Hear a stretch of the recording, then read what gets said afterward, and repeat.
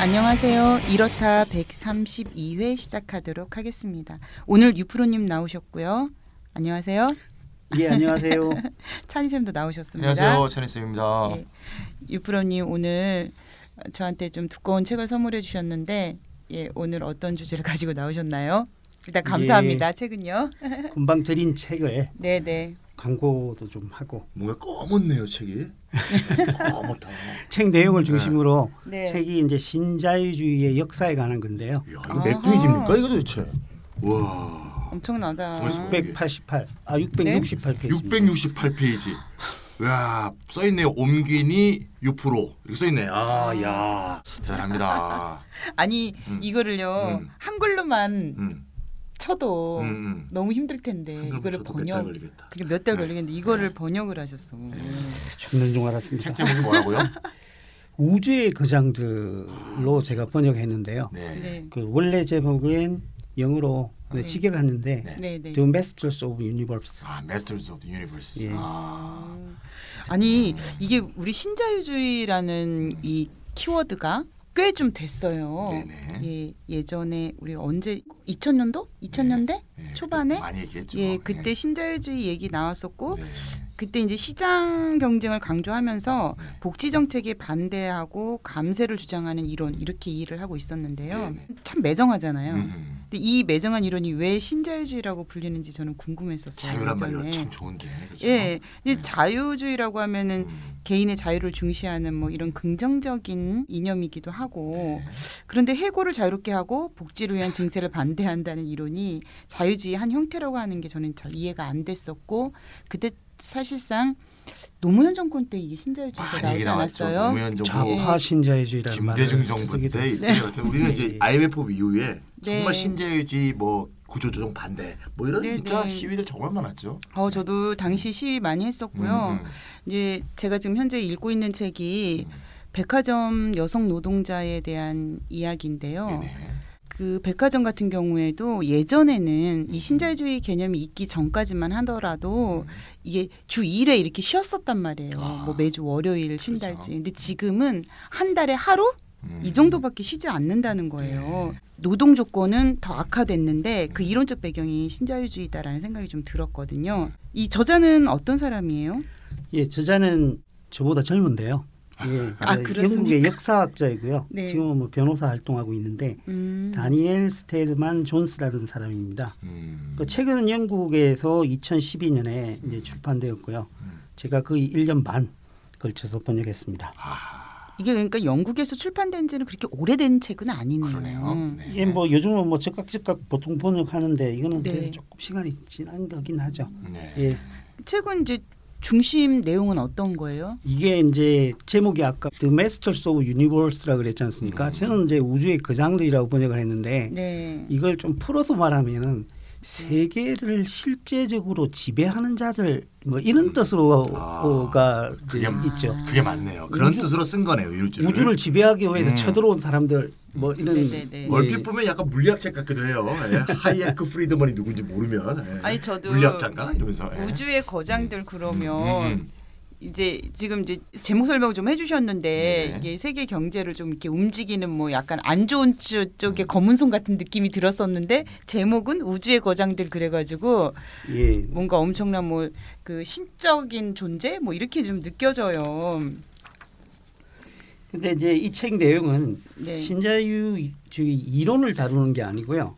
신자유주의라는 이데올로기가 전 세계적으로 확산되는 과정.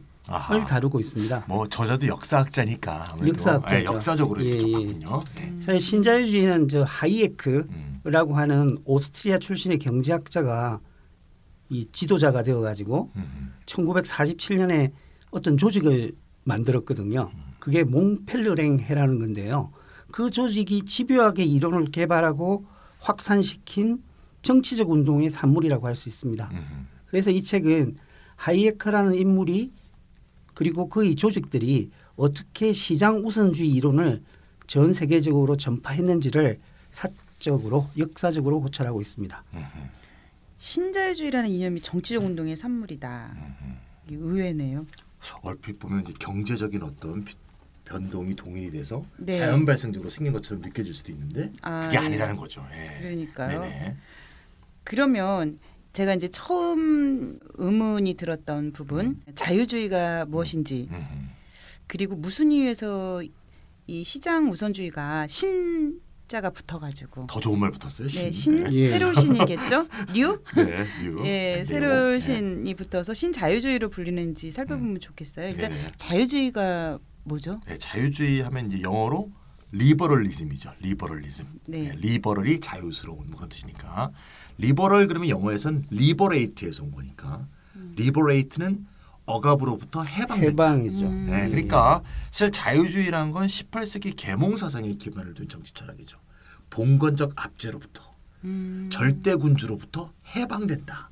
자유스러워진다. 그러니까 개인의 자유가 최고의 가치다. 그래서 그걸 보호하고 고양시켜야 된다는 이론이니까 정말 좋은 이론이죠. 네. 네, 처음 시작은 그래서 시민혁명의 사상이고 자본주의가 이렇게 봉건제를 압도해 가면서 정착하는 과정에서 지도적인 역할을 한 이념이다. 이제 볼 수가 있는 거죠. 그래서 이제 자유주의는 이제 일반적으로 시민권이라든가 민주주의, 세속주의, 성평등, 인종평등, 언론, 출판, 집회, 절사의 자유, 뭐 종교의 자유 이런 것도 이제 옹호하게 돼 있고요. 네. 경제적 측면에서는 당연히 봉건적인 특권 시장에 반대하는 자유시장을 옹호할 수밖에 없는 그런 역사적 맥락을 갖고 있습니다. 근데 이제 이 자유주의는 이제 처음 시작된 건 이제 18세기 정도에 이제 생겼다고 보지만 세월이 흐르면서 많은 변화를 겪게 됐고요. 세상도 많이 변했겠죠. 그래서 초기의 경제적 자유주의를 이후에 이 변화된 여러 자유주의가 많으니까 네네. 그거와 구별하기 위해서 이 처음 생긴 지금까지 얘기했던 이제 자유주의를 고전적 자유주의, classical liberalism 이렇게 설명을 합니다. 예. 정말 훌륭한 그 설명과 강의입니다. 이거 영어를 좀 치니까 너니까 약간. 네. 이 자본주의가 네. 싹이 트던 시기에 이제 시민 계급들은 이제 부르주아라고 할 수 있겠죠. 왕과 봉건 제후들이 봉건적인 절대주의 국가 체제에 기대어서 자기들의 그 경제적 기득권을 유지했지 않습니까? 그렇죠. 그런 적대적 정치 환경을 타개해야 했던 거죠. 그래서 이제 고전적 자유주의자들은 이념적으로는 시민 그리고 시민의 활동으로서의 시장을 국가로부터 보호해야겠다고 생각한 거죠. 그렇죠. 그래서 국가가 개입하지 않는 자유방임의 경제를 이상적인 경제 체제로 이렇게 제시를 했거든요. 그렇죠. 그래서 고전적 자유주의는 그러한 경제적 내용을 강조하기 위해서 자유방임 자유주의다라고도 합니다. 그래서 이 책에서는 고전적 자유주의와 자유방임 자유주의를 번갈아 하면서 같은 뜻으로 사용하고 있습니다. 그러니까 고전적 자유주의와 자유방임 자유주의는 같은 뜻이다. 네. 이렇게 그렇죠. 네. 이 자유방임이 프랑스어로 laissez-faire 이렇게 하는데 그래요? 프랑스어는 뭐 프랑스어까지? 유표가 훨씬 잘 알지만 laissez-faire가 영어로 하면 let do예요. let do. 하게 놔두라. 하게 내버려 둔다. 자유방임. 그냥 자유로이 하도록 내비둔다. 국가가 개입하지 마. 이런 뜻이거든요. 그래서 그 다음은 또 어떤 자유주의가 그러니까 이제 있어요? 자유주의가 이제 고전적 자유주의, 자유방임 자유주의가 있었고, 그리고 이제 자본주의가 막 발전해 가면서 자유주의도 그와 연동해서 이제 추이가 이제 변화가 되는데 19세기 동안은 이제 서구 국가에서 다 시민혁명을 이제 거치면서 보통 선거권이 막 이제 착착착 생기기 시작하죠. 네. 이와 동시에 이제 조금 발전이 뒤졌던 나라들은 민족 국가를 건설하기 위한 민족주의 운동, 뭐 이탈리아라든가 뭐 이렇게 막 이렇게 발흥을 하죠. 그러면서 시민과 국가 간의 관계가 좀 변하기 시작합니다. 그러니까 과거의 고전적 자유주의가 싸웠던 상대방은 봉건 왕조였는데 네. 지금은 보통 선거권이 도입되고 난 뒤에는 이미 모든 사람이 이제 형식적으로는 국민의 국가, 네네. 자유가 기본적으로 보장이 되는 국가 속에 살게 된 환경 변화가 있는 거죠. 예. 그게 영향을 미치겠네요. 그렇죠, 당연히 영향을 그렇죠. 미치죠. 그리고 이제 그 시기가 산업혁명이 일어나던 시기예요. 그렇죠. 그렇게 되면서 이제 노동자 수가 이게 늘어나지 않습니까? 그런데 그 사람들이 보통 선거권을 가지고 있는 거죠. 선거에서 선거권을 가지고 있으니까 그 사람들의 요구를 네. 받아들이지 않을 수 없게 되는 상황도 있고, 그리고 산업혁명은 고전적 자유주의가 생각했던 이상향을 만드는 게 아니라 생산력은 발전했지만 노동자 계급은 처지가 오히려 추락하는 일이 만들어지단 말이죠. 이른바 프롤레타리아트가 된 거죠. 그렇죠. 예. 그리고 이제 소수의 자본가나 금융가들이 경제 권력이 있으니까 정부에 영향을 미치면서 이제 개혁을 가로막았단 말이죠. 그래서 이제 이 서구 사회의 당면한 현안이 봉건 유죄 극복이 아니라 이제는 국가 성원들, 형식적으로는 보통 선거권을 가진 자본가, 금융가, 노동자들 간의 갈등을 조절하는 문제로 옮겨가게 되는 것이죠. 그리고 그때 사회주의 이념이 등장했어요. 사회주의 이념이 등장하니까 자유주의가 이렇게 방임만 하다가는 자유주의 이념도 지키지 못하겠다라는 상황에 이제 직면하게 된 거죠. 그렇죠. 그러니까 이제 19세기 말에서 20세기 초 정도 되면 원래는 매우 진보적이었고 혁명적이었던 성격이었던 자유방임적 자유주의가 이제는 보수주의 이데올로기가 되는 거죠. 왜냐하면 시장은 이미 시장 지배자인 자본가 중심으로 시장이 돌아가고 있는데 자유시장 하면 시장의 지배자인 자본가 편을 들게 되는 거니까 그렇죠. 이제 자유방임적 자유주의는 오히려 보수적 경향을 대변하게 되고 좀 전에 이제 유프로가 말했듯이 야 자유주의가 이렇게 넉넉고 있다가는 이게 사회주의자한테 다 넘어가겠다 이런 생각이 드는 게 되는 거죠. 그래서 자유주의도 이제 각성을 좀 하게 되는 거죠. 그 결과로 이제 다수의 자유주의자들은 이런 새로운 변화된 상황에 부응하여 국가의 역할을 좀 인정하고 또 발전시켜야겠다. 어떻게 보면 국가를 오히려 활용해서 자본주의를 수호하고 또 대중민주주의와 계급 대립으로 이 대변되는 시대에 걸맞는 사회개혁 도구로 삼아야 되지 않을까. 어느 정도 국가의 역할을 기존의 자유시장 이데올로기에 융합하기 시작한 거죠. 그러니까 국가가 역할을 거의 안 할 정도로 그렇죠. 방임을 하다가 이제는 국가가 좀 개입해야 하는 게 필요하지 않겠냐 그렇죠. 뭐 이렇게 얘기가 되는 거군요. 그래서 이렇게 변화된 자유주의를 영국에서 뭐라고 불렀냐? 뉴 리버럴리즘. 한국말로 번역하면 새 자유주의라고 하는데 왜냐하면 신자유주의하고 구별해야 되기 때문에 이 bir드가 아니에요. bird 이게 아니고 새 자유주의, 새로운 자유주의라고 불렀고 일반적으로 현대에 와서는 그냥 modern liberalism, 근대 자유주의 이렇게 부릅니다. 그러니까 고전적인 자유주의에서 이제는 근대적인 자유주의로 넘어가는 거고. 그러니까 20세기 자유주의는 근대적 자유주의라고 생각하시면 돼요. 미국의 민주당 이런 게 다 근대적 자유주의다 이렇게 이해하시면 되겠습니다. 리버럴리즘만이 아니고 다른 용어도 그런데 한국에서는 뉴는 새로 번역하고 네오는 네오 신으로 번역을 보통 합니다. 그럼 매트릭스의 네오가 신이네요. 신. 네오. 아니 왜 그랬을까? 근데 또 유라이트는 신우익이라고 번역하거든요. 아 그래요? 새우익이라고 하는 게 좋을 것 같아요. 새 같은 놈들이니까 새우익으로. 그래서 이제 아까 말씀하신 거 간단히 말씀드리면 신자유주의는 바로 근대적 자유주의, 이제 변한 자유주의에 대응해서 원래 자유방임주의로 그러니까 고전적 자유주의로 돌아가자 하는 게 신자유주의인 거죠. 그러니까 국가를 자유중진의 도구로 사용하는 데 반대하고 자유방임의 시대로 돌아가자 이렇게 하는 거군요. 그렇죠. 오히려 옛날로 돌아가자는 얘기죠. 그러면은 신자유주의는 흔히 말하는 작은 정부론과 좀 관련이 있겠어요? 관련이 있죠. 아주 관련이 있죠.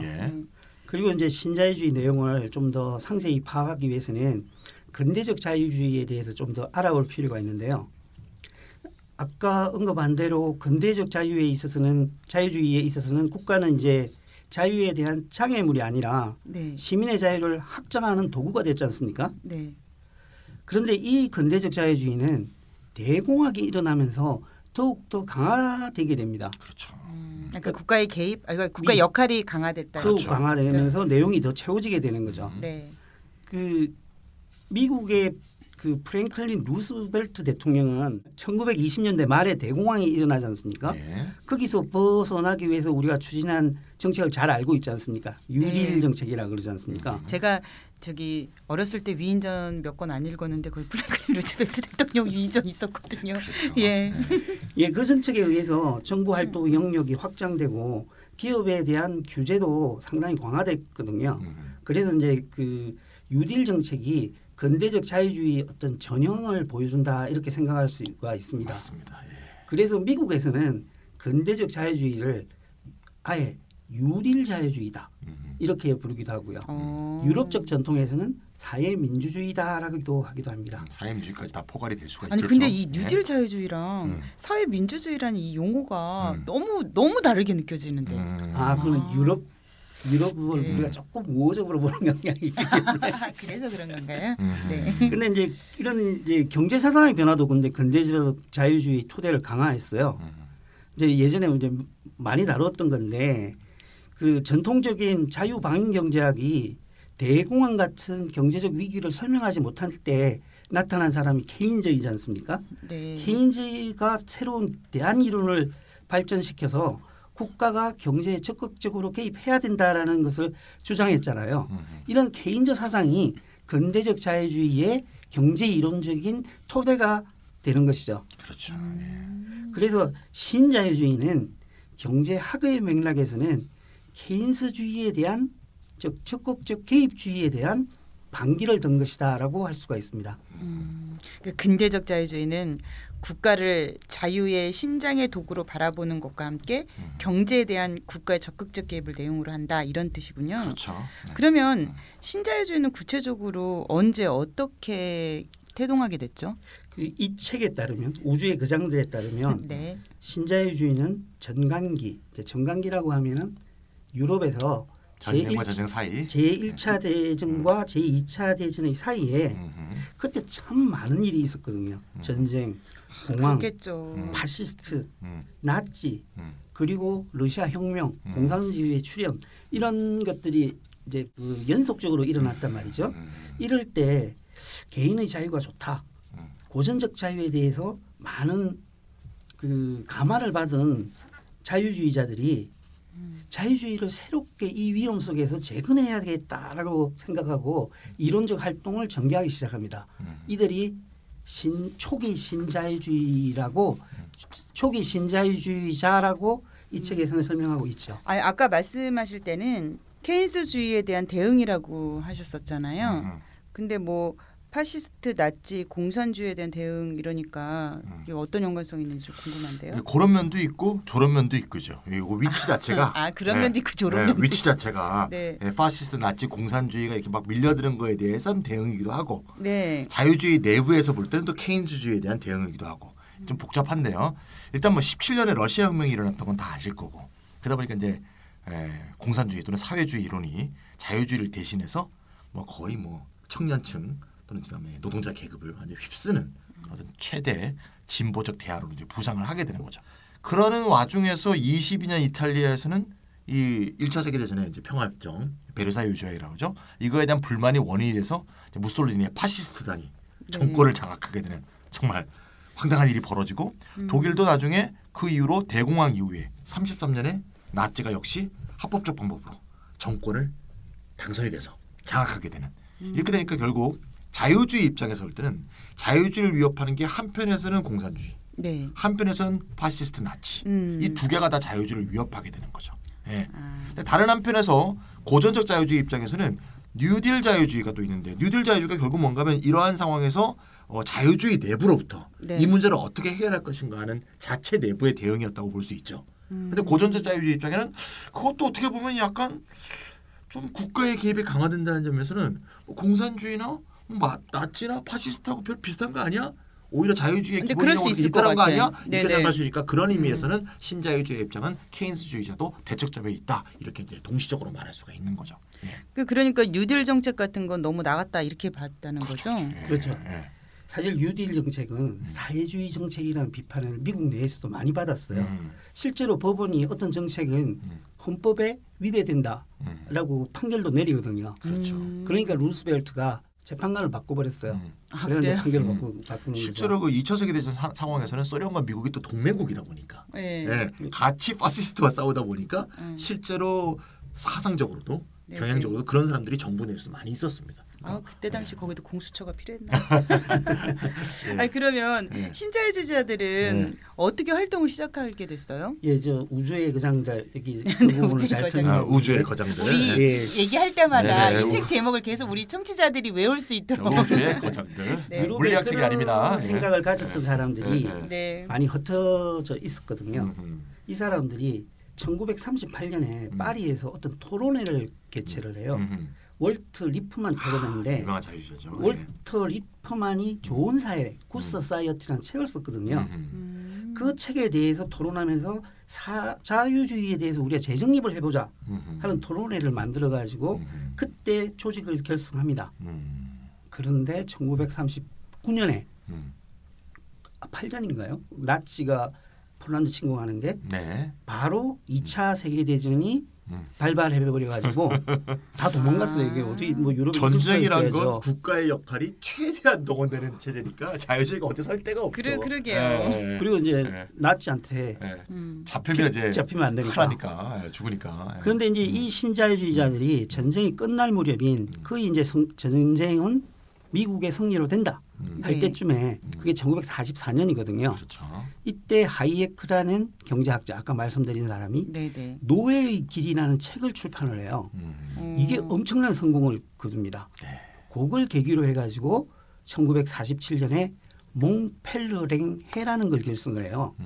이 모임에는 학자, 지식인, 언론인, 기업인들이 다 참가했는데요. 네. 하나의 세계적인 네트워크인 것이죠. 이 네트워크가 계속 발전을 하면서 신자유주의가 그것에 힘입어서 1980년대부터 전 세계적 차원에서 정치인과 정책 입안자를 지배하는 네. 경제 사상으로 자리 잡게 된 거죠. 하이에크를요. 제가 철학자로 알고 있었어. 경제학자이기도 하고 철학자이기도 철학자 하고. 맞죠? 아니 예. 제가 네. 하이에크 관련된 책을 읽은 것 같은데. 네. 예, 정치 사상. 예, 네. 지금 제가 지금 계속 그래가지고 지금 이게 내가 너무 무식한 게 드러날까봐 말씀을 못 드리고 있었는데 아닙니다. 원래는 경제학자고 원래는 경제학자였군요. 예. 그러면 노예의 길이라는 거는 어떤 책이에요? 이게 얼마나 유명한 책인가 하면요. 저도 네. 갖고 있습니다. 아 그래요? 저는 안 읽어봤는데. 좀 기분 나쁜 게 네. 색깔이 녹색으로 돼 있어요. 아주 기분이 나빠요. 아, 그래요? 좋은 색깔을 써갖고 말이야. 거기다 녹색 딱 발라놨는데. 아 내용은 그렇지 않다는 내용은 거구나. 전혀 안 그래요. 예. 네. 어쨌건 간에 그는 말이죠. 이제 사회주의 계획 경제를 일컬어서 한마디로 노예의 길이다. 이렇게 이제 얘기를 한 거죠. 네. 이 책에 따르면 이제 사회주의 계획 경제를 이 사람은 어떻게 규정했냐? 물질적 욕구에 대한 좌절을 네. 국가 권력을 통해서 보상받으려는 사람들의 시도다. 와, 이 사람은 좀 있는 사람이다. 정말 자유주의자죠. 이렇게 네. 얘기하는 거 보니까. 예. 네. 이것이 바로 노예로 가는 길이다. 또 스탈린 시대 때는 좀 통했겠죠. 듣기에 따라서. 예. 하이에크는 이제 소련과 같은 공산주의 시장에만 해당돼서 이 노예의 길을 쓴 게 아니고 네. 아까 말했듯이 대부분 사람들이 네가 잘 모르고 있는 줄 아는데 네. 너 스스로 이미 사회주의자한테 오염됐어. 사회주의는 이미 사회 곳곳에 많은 사람들의 정신에 침투해 있어. 네. 다 니들은 노예화 된 거야. 이런 식으로 막 설득을 한 거죠. 그래서 각자가 원하는 수준이 다를 뿐 네. 거의 모든 사람이 지금 사회주의가 된 상황이다. 이게 굉장히 심각하다고 본 거예요. 이 하이에크는. 그래서 자기가 속한 집단이나 계층의 이익에 유리한 방향으로 사회를 쫙 이끌고 가려는 그런 움직임이 존재한다. 이 하이에크는 그렇게 보면서 대표적으로 미국의 뉴딜 정책, 네. 영국의 이제 베버리지 보고서에 의한 복지국가 정책, 네, 다 네. 대표적인 사회주의에 오염된 노예의 길이다.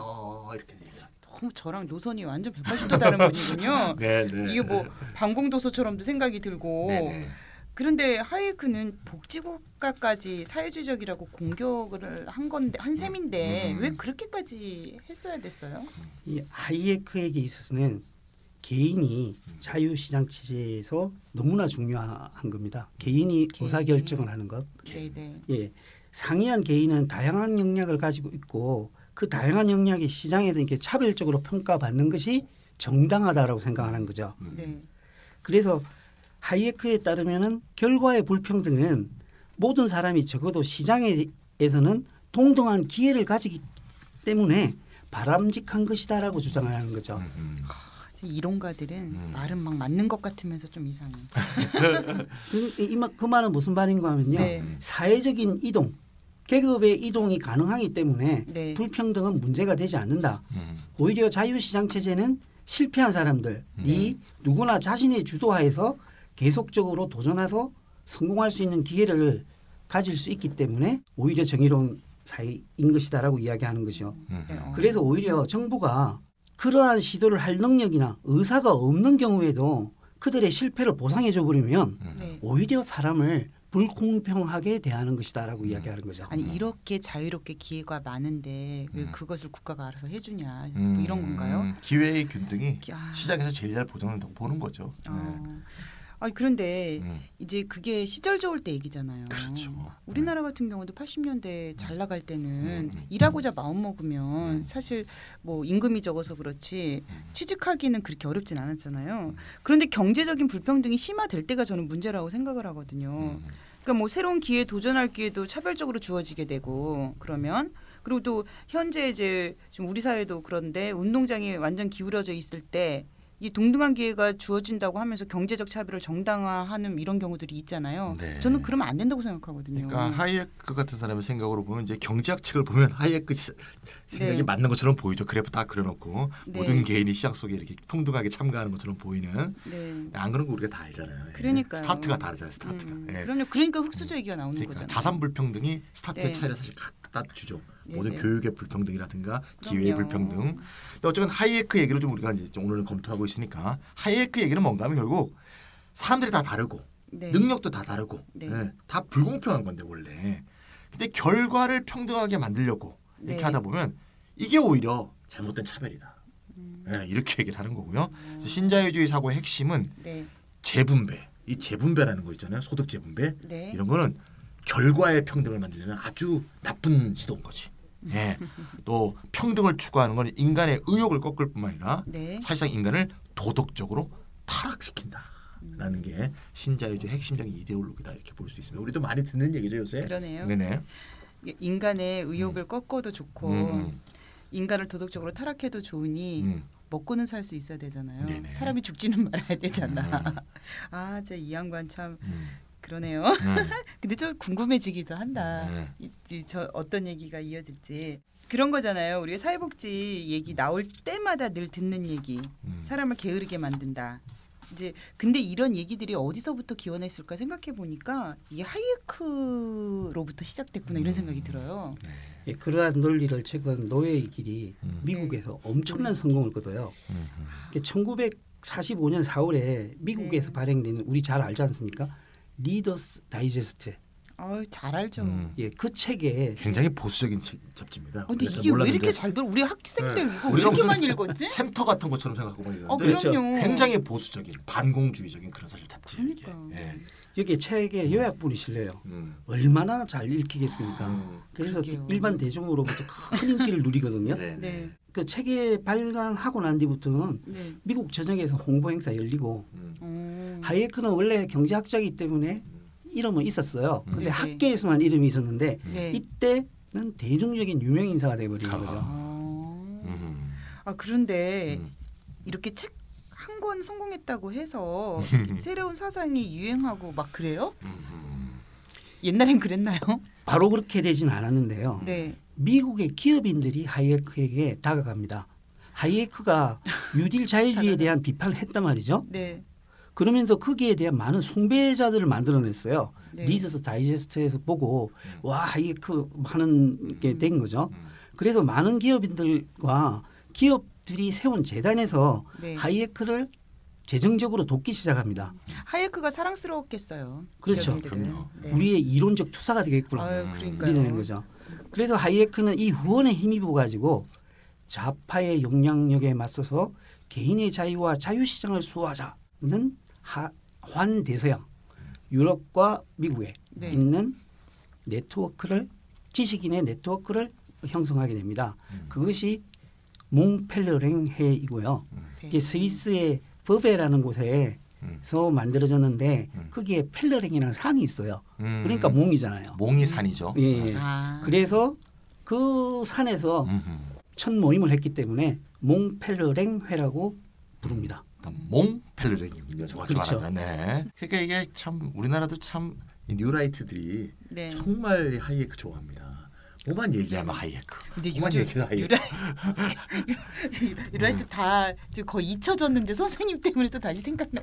요즘에 보면 자유경제원이라고 있죠. 자유경제원. 그러니까 우리 저 정경련에서 정경련에서 돈을 대죠. 돈을 대는 데거든요. 거기서 하이에크 책을 집중적으로 번역하고 하죠. 근데 저는 이제 네. 뉴라이트가 굉장히 영향을 잃은 것처럼 착각할 수가 있는데 저는 아까 하이에크 말을 거꾸로 돌리고 싶어요. 많은 사람들의 머릿속에 네. 이 신자유주의 사상이 오염돼 있어.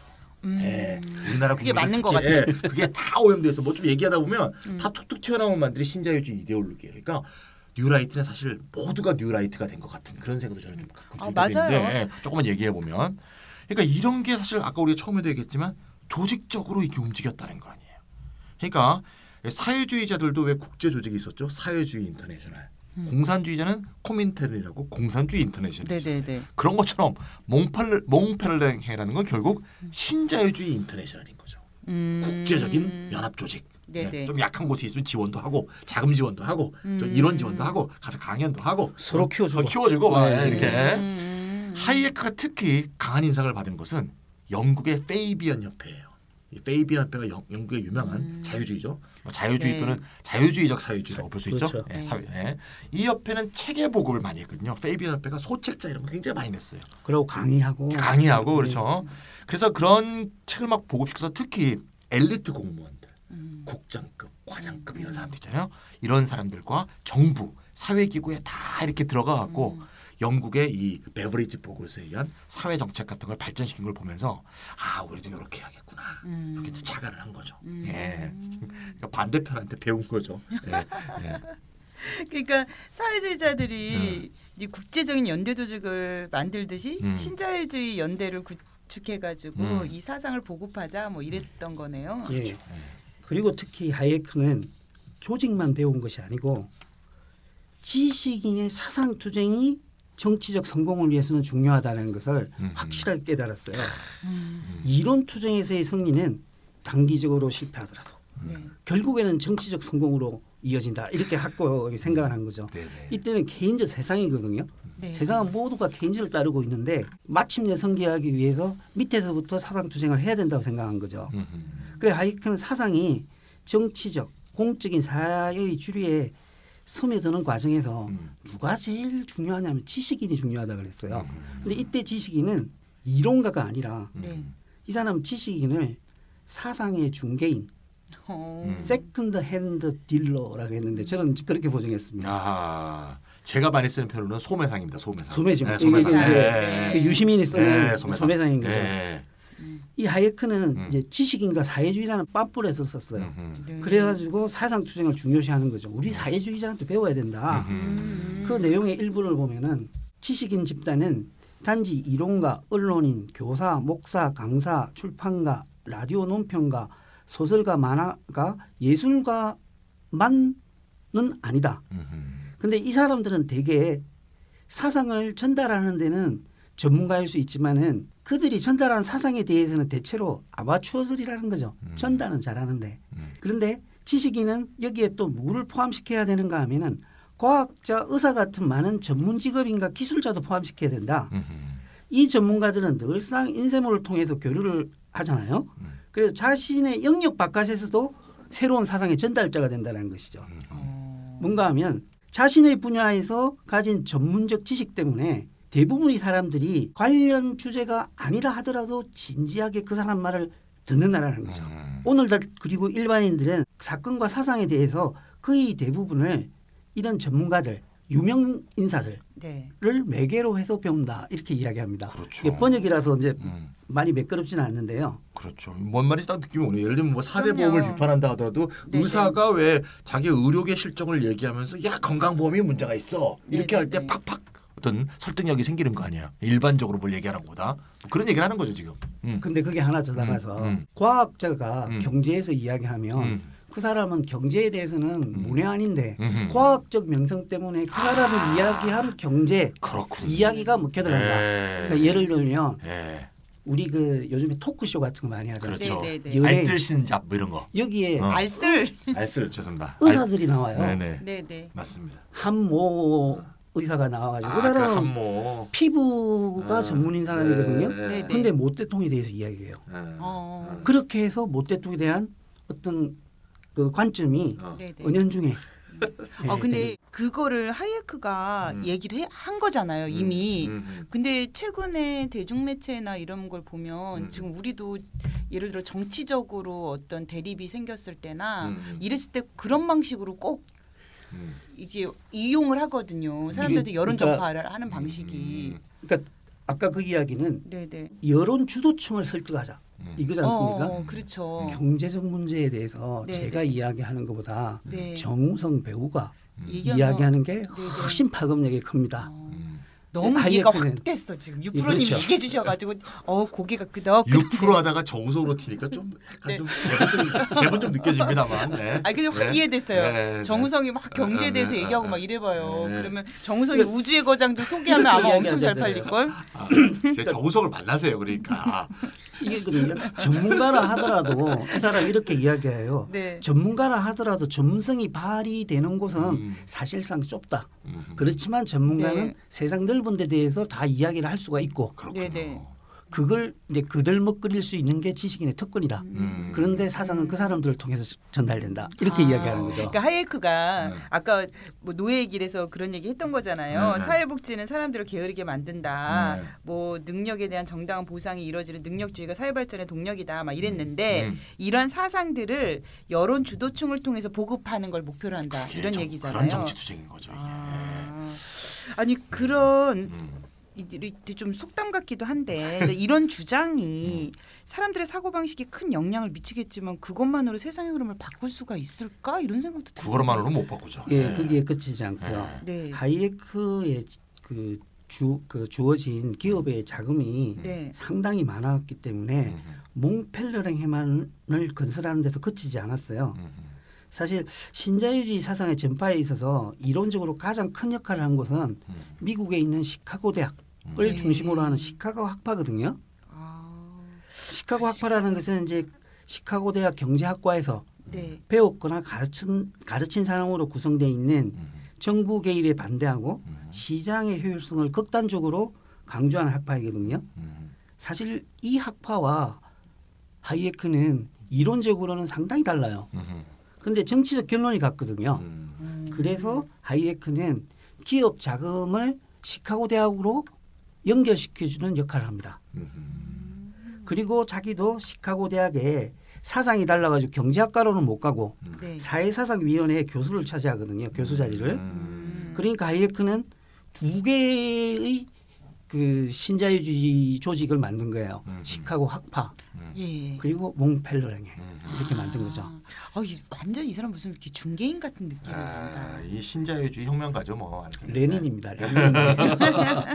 이게 지금 아까 시카고 대학 경제학과에서 배웠거나 가르친 걸 이제 시카고 학파라고 그랬잖아요. 우리나라도 이와 비슷한 게 이제 서강학파인데 서강학파. 서강학파? 네, 서강대에서 배웠거나 서강대에서 교수를 하거나 이런 사람들을 서강학파라고 하고요. 옛날 특히 이제 박정희 시대 때, 그다음에 또 전두환 시대 때 경제 정책을 짜는 신자유주의 또는 자유주의 이런 시점에서 굉장히 지금도 근데 서강학파가 있는 교수들 보면 그런 신념들이 굉장히 강하더라고요. 요즘에 논쟁이 있었죠. 학현학파와 서강학파. 학현학파라고 하는 게 서울대 경제학과인 변영윤 교수. 변영윤 교수의 제자들이 또 전국에 뭐 제가 맞습니다. 있다고 보면 되죠. 이렇게 있는 건데요. 프로님도 이제 그 라인. 뭐 하여튼 그래서 이 둘이 여전히 대립이 있고 뭐 그런 게 있죠. 그래서 이 미국도 이제 그렇게 되면 이제 시카고가 있는 곳은 거기가 오데오 근처죠. 오데오 근처는 이제 호수가 있지 않습니까? 오데호가 호수 아니에요? 호수는 물이 짜요, 물이 안 짜요? 안 짜요. 안 짜죠. 그래서 이거를 안 짜다고 해서 프레시 워터 학파라고 하고 대신 해안가는 바다니까 물이 짜죠. 동부 하버드나 MIT를 중심으로 하는 솔트 워터 학파 이렇게 이제 부르는 사람들도 있습니다. 이 둘이 대립이다. 참 이름 단도직입적으로 좋네. 뭐 이거 학자가 지은 거예요. 그래요? 그러니까 결국 한국말로 하면 민물학파랑 소금물학파잖아요. 그렇죠. 향어를 먹는 사람도 있고 광어를 먹는 사람도 있다. 그런. 웃기네요. 맞는 얘기고요. 그래서 이제 하버드나 MIT 쪽의 사람들은 케인스파가 좀 많고요.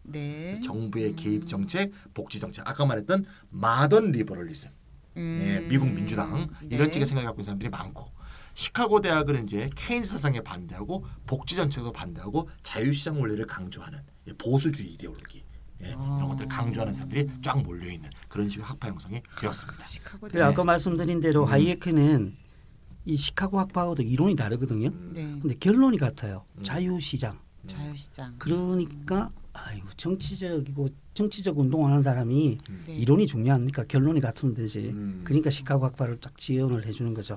물론 갈등도 있었습니다. 레닌이 트로츠키하고 손잡는 것 같아. 그런 느낌이네. 진짜 신기하다 진짜. 그러면은 몽이 산이라고 그랬지 아까. 예, 마운틴. 펠르 랭회 그거랑 네. 시카고 학파는 모두 하이에크의 지원에 힘입어서 재정을 조달받은 거네요. 예, 그래서 우주의 거장들이 그 과정을 이게 잘 살피고 있습니다. 야, 오늘 이제 알파에서 오메가까지 홍보네. 책 좋은 것 같아요. 다 드리죠, 뭐.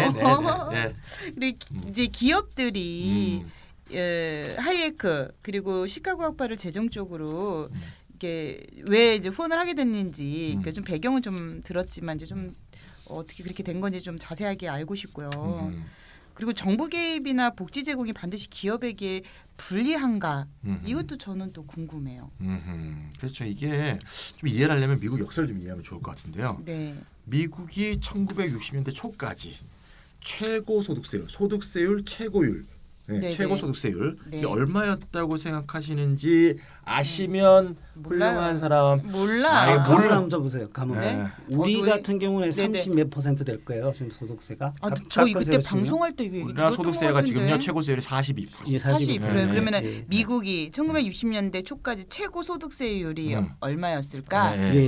최고죠. 최고. 돈 제일 많은 사람. 거의 막 한 80-90% 아니에요? 어이구. 뭐 많이 역시. 이게 말이죠. 정확히 알려면요. 최고라고 했으니까. 오늘 또 이 프로가 자기 홍보를 좀 하니까 저도 좀 홍보를 하면 유튜브에 가서 김찬희 TV라고 치면 그렇죠. 김찬희 TV 2화에 여기 나와 있습니다. 근데 우리 진짜 이렇다 방송하면서 김찬희 TV 홍보 안 했었어요? 지금 하면 되죠. 홍보해야죠. 다 아실 것 같습니다 이미. 김찬희 TV 2화가 91% 최고세율 이렇게 돼 있어요. 정확히 말하면 44년, 45년에 소득세 최고세율이 94%였고요. 근데 그때는 전쟁 때니까 그냥 그렇더라고 하고. 그다음에 이제 아이젠하워가 대통령이었던 52년, 53년에 소득세 최고세율이 92%였어요. 대박이다. 그리고 이제 54년부터 케네디가 했던 63년까지 10년 동안 54년부터 63년 10년 동안이 최고세율 91%. 이렇게 쫙 이렇게 구성이 돼 있어요. 우리도 지금도 그랬으면 좋겠다. 그러니까 100억을 벌었다고 치면은 92%면 92억을 세금으로 다 그렇게 이해하지 말라고 김찬희 TV 2화에 나옵니다. 이게 이제 최고세율이 이제 누진세이기 때문에 구간별로 세율이 다 다르거든요. 당시는 이제 최저세율이 20%고 20%부터 22, 24, 26 쫙 이렇게 돼 있어. 최고 구간의 세율이 91%예요. 당시에 91%일 때 60년 기준, 60년이 이제 케네디가 당선되는 해죠. 60년 아이젠하워 마지막 해인데 그때 기준에서 91% 세율이 적용되는 게 연간 소득 40만 불 이상 구간.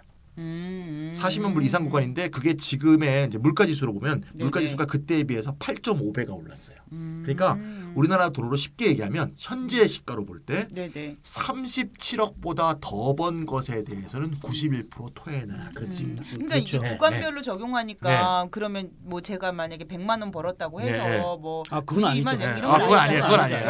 근데 어쨌건 지금 기준에서 보더라도 37억을 넘은 거에 대해서 91% 내라 그러면 부자들이 난리 나겠죠. 난리 나죠. 난리 나겠죠. 요새는 뭐 연봉도 뭐 수백억씩 받는 세상에. 그래서 이거 공산주의다 생각했을 것 같아요. 그렇죠. 그러니까요. 당시 때는 20세기 초면 1% 정도밖에 안 될 거예요. 그렇죠. 소득세 시대가 된 거죠. 그야말로 20세기가.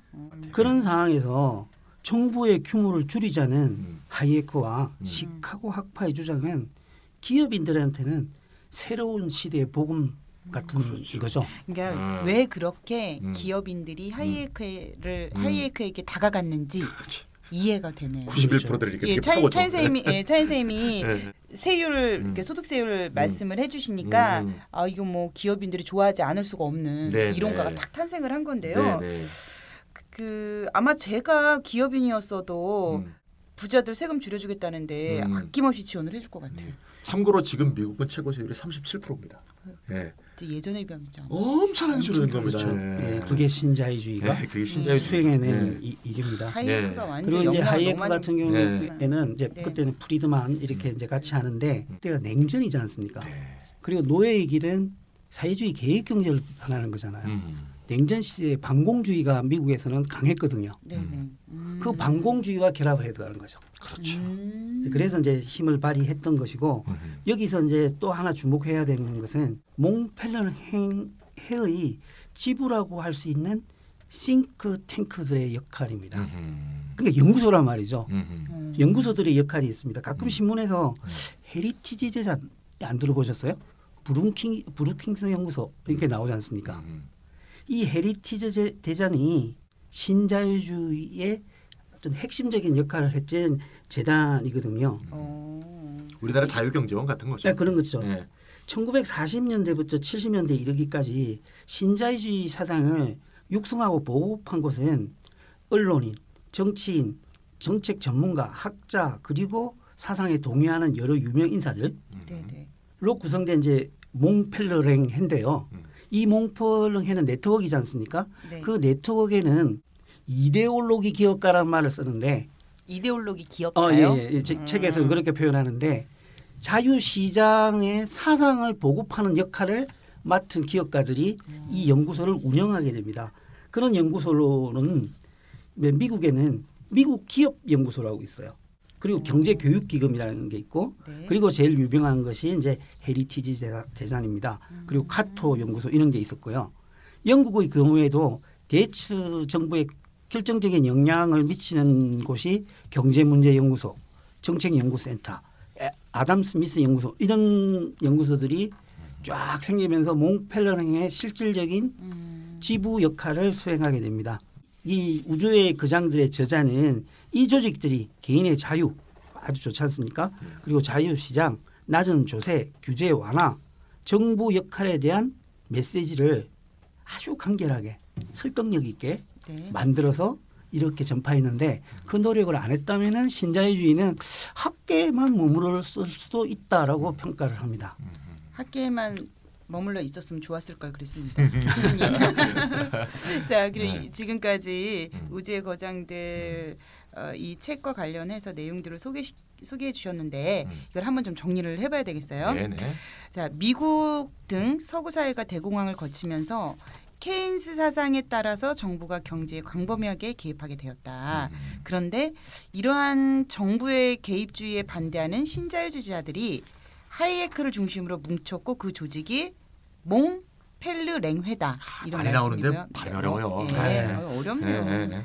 그러니까 하이에크가 몽펠르랭회를 세울 수 있었던 건 기업들이 이제 대대적으로 자금 지원을 해줬다는 것이고 그렇죠. 하이에크는 신자유주의를 이론적으로 발전시키는데 결정적인 역할을 한 시카고 학파의 성립에도 자금 지원을 했다는 얘기예요. 그리고 몽펠르랭회의 성원들은 기업의 후원으로 지어진 싱크탱크를 통해서 활동을 전개했다. 여기까지 우리가 이제 얘기가 됐네요.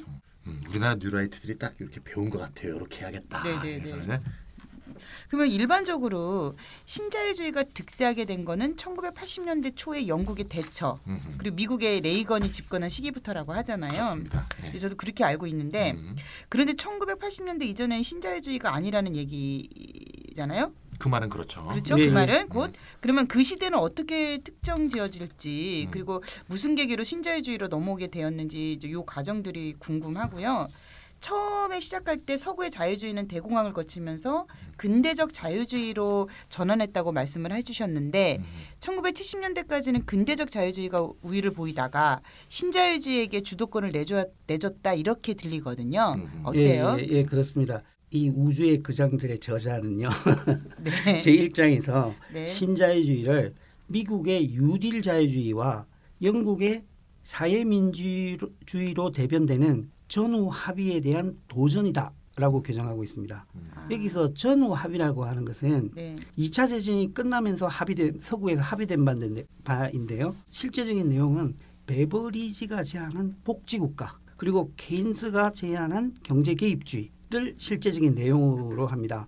그러니까 저자에 따르면 전후의 합의라고 하는 것은 1930년대 대공황의 유산으로서 국민들이 시장 실패에 따른 수모와 치욕을 다시 겪지 않기 위해서는 복지국가를 수용하고 정부가 경제에서 적극적인 역할을 담당해야 된다. 이것이 전후의 합의였다라는 거죠. 포스트 워 컨센서스라고 그렇죠. 이게 자주 나오는 말이죠. 그럼 이제 그게 어느 정도 좀 1970년대까지 지켜졌다는 얘기예요? 예, 지켜졌죠. 아, 근데 이게 왜 깨졌을까요? 그러니까 이제 사실 이 신자유주의자 입장에서 볼 때는 우리는 이렇게 생각하잖아요. 이제 약간 근대적 자유주의는 좀 미국 민주당, 신자유주의는 미국의 공화당. 그런데 아마 이 하이에크라든가 이런 사람들이 볼 때는 공화당이 썩었다고 생각했을 거야. 예, 그렇죠. 공화당이 살 전후에는요 민주당하고 별 차이가 없었어요.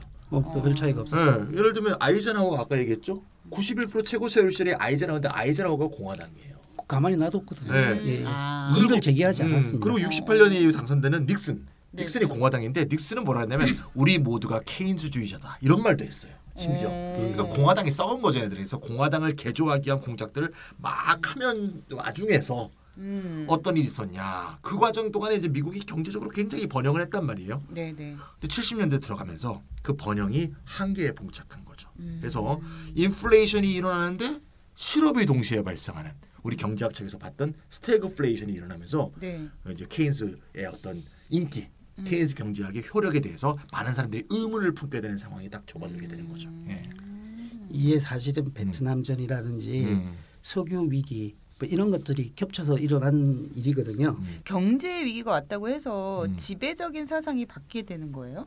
바뀌게 되죠. 그렇게 되죠. 그게 그 네, 계기가 되나 보죠? 반드시 그렇게 되는 건 아니겠지만요. 네. 왜냐하면은 기존의 지배적인 이론이 설명하지 못하는 특이한 현상이 발생하게 되면은 기존의 이론이 근위를 상실하게 됩니다. 아무래도 그렇겠죠. 그러니까 케인즈도 대공황이 일어나니까 네. 대공황 나기 전에는 케인즈 이야기를 듣지도 않았는데 그 이전에는 시장은 자율적으로 잘 조정한다 했는데 대공황이 나니까 네. 그 이전에 이론이 근위가 뚝 떨어졌던 거거든요. 그렇죠. 근데 신자유주의 등장은 근위 상실에 의해서 자동적으로 된 건 아니에요. 준비가 돼 있었다는 거죠. 근위도 무너졌고 대안도 있었다. 그냥 미리 준비하고 있었던 그렇죠. 사람들이 1947년부터 준비를 했으니까. 그러니까요. 얼마나 오랫동안 준비. 사상을 바꾸고 나면은 네. 마침내 장기적으로는 기회가 될 때 이긴다라고 하이에크가 지식인과 사회주의에서 자유주의도 아니고 그러니까요. 그래서 이제 서술했던 거죠. 아까 6% 얘기할 때 하이에크가 레닌이다. 신자유주의의 레닌이다 이렇게 얘기한 것 같고요. 그럼 이제 신자유주의 레닌인데 사실 우리가 지금 신자유주의 트로츠키 얘기를 하는 것 같은데 이 프리드먼 있죠. 프리드먼 있죠. 예. 시카고 학파하면 프리드먼을 우리가 빼놓을 수 없는데 유프로님이 좀 프리드먼 얘기도 좀 해주는 게 좋을 것 같습니다. 예, 예, 프리드먼은 시카고 학파의 지도자예요. 그렇죠. 예. 그리고 발음 힘들다. 몽펠러랭회의 창설 멤버예요. 예, 하이에크랑 같이 만든 거죠. 프리드만은 케인스주의는 결국 인플레이션을 가져올 것이다라고 이렇게 좀 미리 예언을 해놓은 게 있어요. 사람은 예언을 많이 할수록 좋습니다. 틀리면 잊어먹고 되면은 이제 대박이거든요. 그러니까 막 떠들어 놓으면 점술가들도 그런 경우를 많이 써먹죠. 하나 걸리죠. 68년에 연설을 하는데 그때 이제 인플레이션이 올 것이다라고 이렇게 말했는데 진짜 조금 이따 와버렸거든요. 그리고 이제 미국판 노예의 길이로 불리는 책이 하나 있어요. 이게 자유주의와 자본주의라는 프리드만이 이제 쓴 것인데요. 이 책을 써서 대중적으로도 자유시장의 우월성을 전파하는 일을 했습니다. 그래서 제가 대학 때 기억이 나는 게 프리드만은 대중이 보는 데라면 다 가거든요. 그래서 플레이보이즈의 인터뷰를 열심히 했었다라는 다이제스트를 하이에크는 다이제스트를 활용하더니 여기 이 사람 프리드먼은 플레이보이즈가 약간 그런 대중서죠. 대중서가 있고 약간 지적인 거 이렇게 같이 섞어서 하는 부분이 있죠. 80년대 한국으로 치면 썬데이 서울에 나온 거죠 이제. 그렇죠. 거기에 이제 인터뷰를 한 거죠. 다 많은 사람이 제일 많은 사람이 보는 잡지. 근데 프리드만의 이론적 무기 중에 하나는 정부 실패라는 만들을 강조한 겁니다. 이제 케인스주의자들은 정부 개입은 시장은 실패할 수 있다라는 시장 실패의 개념으로 이제 정당화를 했거든요. 네네. 시장 실패 이걸 만들었거든요. 그러니까 프리드만은 정부도 실패한다. 정부 실패라는 개념을 보급을 시켰어요. 그리고 프리드만의 주장은 이거예요. 시장도 실패하고 정부도 실패하는데 왜 하필이면 정부 개입을 하냐? 이런 주장을 이제 논리를 전개했던 거죠. 완전 핑퐁 같아요. 지금 아니 아까 시카고 학파가 자유시장주의를 이론적으로 선도했다고 했잖아요. 근데 어떤 이론들을 주장했어요? 시카고 학파는? 많은 것들이 있지만 우리가 이제 이미 많이 알고 있는 거요. 하나는 이제 그 전문적으로는 효율적 시장 가설인데요. 이 효율적 시장 가설은 금융시장에 가면은 주식 투자를 할 때는 모든 사람이 돈 벌려고 정보를 막 캐오지 않습니까? 네네. 모든 사람이 자기 이익을 위해서 헌신적으로 정보를 수집하고 그래서 결정하기 때문에 시장 결정이 가장 신중하고 그래서 금융시장에는 거품이 일어날 수가 없고 금융시장의 가격은 실제 가치를 반영한다는 이론이에요. 이걸 수학적으로 쫙 보여요. 이렇게 되니까 금융시장에 대한 규제를 완화해야 된다. 정부가 급인 것 같다 했던 생각 때문에 함부로 개입해서는 안 된다. 이런 이제 주장을 하는 것은 이제 보고 시켰죠. 효율적 시장 가설 말고도 이런 공공선택 이론 또 떠오르는데요. 그런 것도 있어요? 예, 유명한 이론이죠. 이것도 딱 들어보면 압니다. 부캐넌일 거야, 아마 이게. 부캐넌, 그렇죠. 공공선택 이론은 이제 어떤 내용인가하면 공무원 그러면 우리가 공익에 봉사한다고 생각하는 사람들이 있는데 그게 아니라 공무원도 자기 이익을 최대화하기 위해서 행동하는 거다. 따라서 그러므로 공무원의 개입, 다시 말해서 정부의 개입을 최소화해야 한다. 이런 결론으로 이어지는 거죠. 이 이론은 이제 그렇죠. 이게 먹히는 게 사실 공무원들 중에서 복지부동한 사람이나 부패한 사람들이 꼭 있지 않겠습니까? 그렇죠. 이걸 설명할 때 저봐 공무원들도 사익을 추구하는 거야 이렇게 하면서 그거를 어디에 써먹느냐? 결국 정부의 역할을 축소시키는 것에 정부의 역할을 제한하는 것에 이걸 써먹는 이론으로 매우 과학으로 포장되어 있는 그런 이론을 볼 수 있습니다. 차인 쌤 말씀 들어보니까 공공선택 이론이 좀 약간 뭐라 그러지? 우리나라에서 잘 먹히죠. 잘 먹히는, 잘 먹히는데 이걸 이론까지 붙일 정도의 이야기인가 싶은 생각도 들고. 강력한 역할을 했죠. 그래요? 이제 철밥통이라는 말이 있지 않습니까? 이건 중국에서 나왔던 말이긴 한데 그렇죠. 이게 전형적으로 공공선택 이론과 이제 내용이 대중화된 거죠. 근데 이제 공무원도 사람이라서 이기적일 수 있죠. 그러면 정부에 대한 감시 기능을 높이고 투명성을 제고하고 시민의 참여를 확대하고 이렇게 해결할 수 있는 문제인데 그렇죠. 거버넌스의 문제를 해결해야 되는 거죠. 사실. 시장에 다 맡겨버리자. 라고 하는 것은 말이 안 된다는 거죠. 논리 비약입니다. 그런데 신자유주의들의 이런 이야기는 아주 귀가 솔깃하게 들리는 거예요. 그러니까 이제 먹혀서 가게 되는 거죠. 그렇죠. 말씀 들어보니까 신자유주의자라는 것이 정부의 거시 정책과 관련한 거대한 이론만이 아니라 이렇게 일상에서 접하는 많은 일 그리고 그와 관련된 사고방식까지 아주 촘촘하게 영향을 줬구나 이런 생각이 들어요. 제가 하나 예를 들어볼게요. 프리드만이 개발한 말 중에 웰페어맘이라는 게 있어요. 웰페어맘. 복지 엄마? 복지 엄마, 복지 아줌마 이런 거거든요. 아줌마. 이 말은 정부의 사회보장 지원에만 의존하면서 살아가는 게으른 아줌마를 지칭하는 거죠. 야, 이건 젠더적으로도 문제가 있다. 얘네들 이게 많아도 그래도 막 유포시키고 그랬을 것 같아요. 그래서 이제 예전에 저도 미국에 잠시 갔을 때 이 그런 이야기를 들어봤었는데 왜냐하면 뭐 예전에 이제 흑인들이 대체로 좀 가난했기 때문에 다자녀 가구가 또 흑인인 가구에 많아요. 그거는 육아 보조 받으려고 애만 저렇게 무책임하게 낳았다. 이런 비난을 제가 들은 적이 있거든요. 그런 것을 지칭하는 말로 웰페어맘이라는 걸 만드는 거죠. 이런 말을 만들어서 언론과 인터뷰에서 사용해서 정부 정책에 대한 불신을 확산시키는 거죠. 그러니까 국민들 같은 경우에는 이제 부정수급의 사례 하나만 나타나도 마치 그 가난한 사람들이 다 그 복지 비용 바라고 그렇게 사는 것처럼 의존적으로 사는 것처럼 막 포장하거든요. 우리도 매년 그렇잖아요. 겨울만 되면은 방금 의존적으로 사는 것이라고 말씀하셨잖아요. 그래서 프리드만이 만들어낸 말이 의존 문화라는 걸 만들어냈습니다. 복지국가는 의존 문화, 디펜던시 컬처를 만들어낸다 했거든요. 요새 유행하는 말로 정신이 퇴락했군요. 이렇게 되니까 하태경식 표현으로 하면 이걸 만들어가지고 뿌리니까 의회 공화당이나 보수당 정치인들이 입에 이게 달려 있는 거예요. 우리가 이 자유시장 경제에서 이런 의존 문화를 창출하면 혁신이 죽는다. 뭐 이런 이야기를 하는 거죠. 그러니까 어서 많이 들어본 말이네요. 이게 영국과 미국뿐만 아니라 한국 사회에도 진짜 엄청나게 이제 이게 이제 정치적인 그러니까 정치인들의 입에서 자꾸 등장을 했었잖아요. 이런 말들이. 그러면 아직도 신자유주의 시대라고 보면 되나요? 이게 말이죠. 이제 2008년도 아까 이제 어떤 상황이 오면 그 이전에 이데올로기가 큰 힘을 잃는다 이런 얘기 많이 했죠. 권위를 잃는다. 그래서 아까 스태그플레이션이 케인스주의가 영향력을 잃는 원인이 됐듯이 계기가 됐듯이 2008년도 글로벌 금융위기 난리도 아니었죠. 그거로 이제 실제로 신자유주의는 사실 굉장한 효용성과 설득력을 잃어버려서 그 이후로 이제 신자유주의는 오히려 뭐 다 죽은 거 아니냐, 그리고 공격 안 해도 되지 않냐, 네네. 이렇게 생각하는 사람들이 많은데 네. 저는 갑자기 이때 이제 속담이 떠오르는데 썩어도 준치다. 아. 네.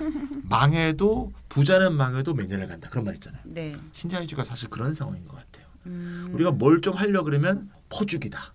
그렇죠. 뭐 그런 말 많이 하잖아요. 퍼주기. 아직도 그렇죠. 그게 의존 문화, 예. 퍼주기. 예. 심지어 표구걸이다. 뭐 이런 얘기를 하잖아요. 예. 그래서 뭐 요새 무슨 뭐 농민수당 나오거나 네. 청년 기본소득 나오면 다 그런 얘기 나오잖아요. 또 이제 최저임금 인상도 참 시끄러웠잖아요. 지금까지. 그러니까요. 최저임금 인상하고 52시간 노동제. 이건 네. 이제 다 정부 정책인 건데 네네. 그렇게 하면 딱 반론이 나오는 것 중에 시장 교란이다. 이런 말 많이 하거든요. 시장이 자율적으로 잘 움직이는데 네. 외부에서 이런 정책을 피는 것은 시장 교란을 일으켜서 결과적으로는 니네들이 보호하려는 저소득층한테 더 나쁜 결과가 생겨 이런 식의 통계 자료를 막 이것저것 내놓으면서 뭐 이런 식으로 이제 비판을 하는 거죠. 그래서 아직도 저는 그래서 네. 죽지 않은 신자유주의 시대가 한국에서는 아주 확고하다 이런 생각이 네네. 들고요. 정부가 시도하는 그 이제 지금 거의 다 접었죠. 소득주도 성장 줄여서 이제 소주성이라고 하는데 이거 사실 그렇게까지 뭐 새 정부 경제정책 지침 보면 뭐 그렇게까지 대단한 내용이 없어요. 사실 기본소득 같은 것도 없거든요. 제 말이. 예. 그런데 뭐 보수층이나 뉴라이트는 난리를 치지 않았습니까? 그러니까 어차피 이렇게 네. 욕먹을 거 좀 강한 그 개혁의 강한 드라이브를 소득주도 성장을 걸었으면 했어야지. 제 말이 강한 그 소득주도 성장으로 드라이브를 걸어놨으면 예. 이만 욕 먹어도 괜찮아요. 근데 이게 뭐 제대로 하지도 못하고 말이야. 그러니까. 이게 있지 않습니까? 얼마 전에 대통령이 저는 네. 경제학자로서 괜찮은 질문을 한 것 같아요. 음. 재정 그 회의에서 네. 우리나라가 GDP 대비 40%인데 정부 부채 비중이 일본은 240%고 미국은 100%인데 우리는 왜 40%에서 벗어나는 것도 안 된다고 그러냐 이게 했지 않습니까? 예. 균형제정론 참 그 그렇죠. 황당한 이데올로기죠. 그러니까 네. 추가 예산을 동원해서 경제가 침체될 때 확장적인 재정 정책을 쓰자 네. 이런 데 대해서도 보수 언론이나 그리고 보수적인 학자들은 이론적으로 반대하거든요. 지금도 일제히 반대하고 있지 않습니까? 그러니까 재정 긴축, 균형 예산 같은 네. 주장도 정부 개입을 최소화하라는 신자유주의 이론의 연장이라고 할 수가 있는 거죠. 근데 그게 아직도 살아있다. 그러니까 그게 뉴라이트에 반대한 쪽에 있는 사람들도 좀 조심해야 될 게 네. 예를 들면 자기가 지자체장이 된 다음에 네. 지자체에 빚을 갚았다고 막 홍보를 해요. 맞아요. 거기서 빚을 다 네. 갚아서 뭐 건전하게 만들었다 그러면서 또 그 지지자들이 막 그걸 퍼달라고 그러는데 그 별로 그렇게 자랑할 일은 아니거든요. 그만큼 돈을 안 썼다는 얘기거든요. 그러니까. 돈을 안 쓰면 재정이 건전해지죠. 해야 될 써야 될 일은 해야 되거든요. 네. 달림을 알뜰하게 해야 된다. 이게 국가 재정에 말하면 네. 말이 되는 것 같기도 하지만 필요할 때 적절하게 그 정책을 네. 사용하지 않는다는 걸 그렇죠. 의미하는 맞습니다. 거거든요. 예. 아니 신자유주의 이거 썩어도 준치라고 말씀하셨잖아요. 아 저는 지금쯤 이 좀 파국을 맞이해야 되는 거 아닌가 이런 생각이 드는데 이게 여지껏 이렇게 건재한 이유가 도대체 뭐예요? 뭔가 이제 밀어내려면 또 밀어내야 될 주체가 좀 확고하게 힘이 서야 했겠죠. 그러니까 신자유주의도 지금 보면 굉장히 막강한 세력처럼 보이지만 네. 처음에 40년대 시작할 때만 해도 아주 미미한 세력이었단 말입니다. 네네. 그때는 이 근대자유주의를 밀어낼 만한 힘이 못 세워진 거죠. 그거를 몇십 년 동안 이런저런 일을 해서 힘을 채운 거 아니겠습니까? 되어서야? 그래서 우리도 이제 어떻게 보면 그들이 페이비안 협회를 보고 배우듯이 네. 우리 이게 이 좀 전에 이 신자유주의자들이 했던 네. 그걸 좀 보고 배워야 되는 게 아니냐.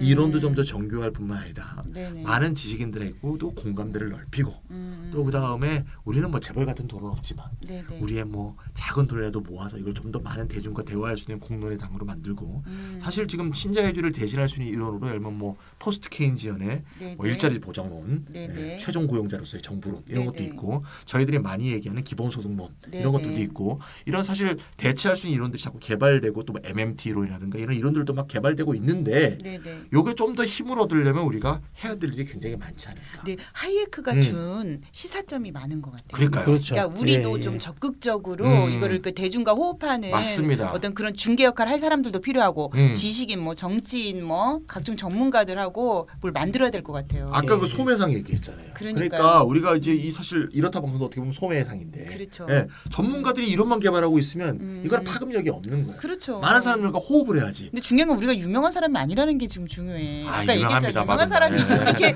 얘기 좀 하고 그래야 되는데. 다음에 정우성 데려오세요. 예, 우리가 난민분께도 같이 한번 얘기해 봅시다. 하이에크가 네. 우리라고 표현하기는 그런데 원래 그것도 배워간 데가 고향을 찾아와야죠. 이 작전은. 네, 맞습니다. 예. 그렇죠. 예. 우리한테 뺏어간 작전이니까 다시 찾아와서 그걸 다시 찾아와서 우리가 또 그런 전략들을 사용해 봐야 되겠다는 생각이 드는데요. 자, 그러면 이제 마지막으로 우리가 이제 우주의 거장들에 대한 얘기를 이 두꺼운 것을 되게 짧은 시간 안에 소개를 해드렸는데. 자, 저자는 이 마지막을 어떻게 마무리하고 있나요? 예, 말씀드리기 전에 한마디 언급하면 세상을 실제적으로 지배하는 자들이라는 의미가 더 이 책 내용에는 맞겠죠. 이제 우주의 거장들 하니까 우리는 거장하면 이제 미술, 예술의 거장들이 있지 않습니까? 근데 거장들을 한 이유도 있습니다. 아, 그래요? 예, 신자유주의 좋아하는 사람 좀 사라고. 이게 판매 전략인가요? 이런. 네. 근데 저자의 결론은요. 자유시장에 대한 신자유주의적 믿음의 신격화가 시장에 대한 신격화가 2008년 금융위기를 가져왔다고 분명히 이야기를 합니다. 사실 이번 위기는 자유시장이 이제까지 누린 적이 없는 신성한 지위를 부여받았어요. 그럼요. 그 문화의 직접적인 결과라는 거죠. 그리고 이제 자유시장의 논리를 무개념적이고 무비판적으로 수용하는 경제학을 유토피아 경제학이라고 명명하고 재앙이었다라고 이제 규정하고 있습니다. 그래서 이 저자는 정치 경제 사상의 목표는 어떤 이론적 정합성이 아니고 people, 그러니까 인민의 삶을 개선하는 것이라는 점을 한 번 더 분명히 인식하고 자유시장에 대한 사실 출발할 때는 이상적인 순수성이 있었거든요. 거기에 대한 지나친 신념에 이끌려서 실질적인 문제에 둔감한 이론들을 고집해서는 안 된다라고 주장을 하고 있습니다. 그래서 지금 현재는 인간의 절박한 필요를 충족시킬 개혁과 규제가 필요하고 신념이 아닌 이성에 기반한 정책 수립이 필요하다라고 책을 마무리하고 있습니다. 네. 유프로님, 이 책 안 사도 될 것 같은데 어떡하지? 설명을 너무 자세히 해주셔가지고. 근데 또 600페이지인데 다른 내용도 있죠. 그리고 이제 이렇게 서머리를 해주셨고 이렇게 다각도로 이제 살펴봐 주시니까 책을 이제 구입한 독자들 같은 경우에는 책을 훨씬 이해하기 쉬울 것 같아요. 그렇죠. 이 두꺼운 책을 이해하기 쉬울 것 같고 저도 이제 한번 읽어봐야 되겠네요. 제가 얼마 전에 사인쌤한테 말씀드렸었는데 2008년 금융위기 관련된 영화 빅쇼트가 그거였죠. 여기 한번 다뤘죠. 우리 이랬다 9회인가 8회에서 다뤘었죠. 그러니까 제가 진행한 그때는 아니었는데 제가 며칠 전에 이제 영화 이렇게 목록 보다가 넷플릭스 영화 목록 보다 빅쇼트를 봤어요. 그러면서 제가 그거를 그 어려운 이야기들이 잘 이해를 하더라고요. 제가 그래서 이게 이렇다 방송에 이제 효과구나. 제가 이렇게 선생님들 만나서 공부하면서 제가 많이 똑똑해졌구나 이런 거 느꼈습니다. 근데 그거 이제 받고 이제 이어서 우주의 거장들을 이어서 보면 이해가 될 것 같아요. 그래서 저희 청취자분들도 영화 빅쇼트도 한번 보시고 그리고 우주의 거장들도 보시고 빅쇼트 보신 다음에 이렇다 빅쇼트 편을 보셔도 좋습니다. 그렇죠. 그렇게 한 다음에 그걸 읽으면 훨씬 이해가 좋을 것 같고요. 이거 뭐 제대로 소개를 이제 마지막으로 좀 드리죠. 제목은 우주의 거장들이고요. 하이에크, 프리드먼 그리고 신자유주의 정치의 탄생 이렇게 되어 있네요. 그 저자는 다니엘 스테드먼 존스 그리고 우리 유프로님이 번역을 하셨습니다. 유승경이네요. 그리고 출판사는 미래를 소유한 사람들. 출판사 이름이 아주 어마무시하네요. 미래를 소유. 가격은 23,000원입니다. 인터넷에서 사면 10% 할인이 되겠죠. 오늘 이렇다 읽어봐야 되겠는데 뭐 자금이 부족하신 분은 우리한테 연락을 주시면 몇 분한테는 드리겠습니다. 그러면 우리 그거 이벤트 하자. 저희 세 분 저희 이렇다 방송 들으시고 소감이나 이런 부분들 이제 댓글 달아주신 분들 중에서 추첨을 해서 세 분께 저희가 이 우주의 거장들 책을 선물 드리도록 하겠습니다. 전혀 준비 안 하는 그런 상품들이 막 갑자기 너무 좋으네요. 자연 발생으로 튀어나옵니다 이거. 그래서 댓글 달으실 때 댓글을 먼저 달아주시고 그리고 저희가 댓글로 선정되신 분들 달아드리면은 네네. 그때 이제 비밀 댓글로 연락처랑 네네. 예, 주소지 이렇게 알려주시면 되겠습니다. 네네. 예, 자 오늘 132회 선물이 가득한 방송이었습니다. 유프로님 수고하셨고요. 차인쌤 고생하셨습니다. 네. 다음에 뵙도록 할게요. 네, 고맙습니다. 안녕히 계세요.